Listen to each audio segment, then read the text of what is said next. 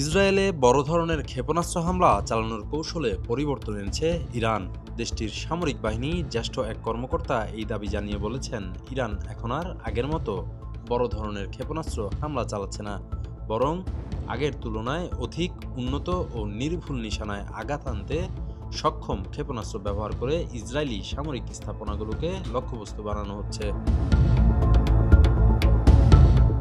গত কয়েকদিন ধরে ইসরায়েল বলে আসছে, ইরানের ক্ষেপণাস্ত্র মজুদ এখনও উল্লেখযোগ্য পরিমাণে থাকলেও তাদের চালানো বিমান হামলায় ইরানের ক্ষেপণাস্ত্র উৎক্ষেপণকারী যন্ত্রের অন্তত 50% ধ্বংস হয়েছে।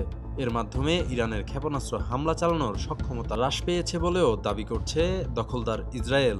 তবে ইরান এটিকে নিছক মিথ্যাচার বলেই মনে করছে।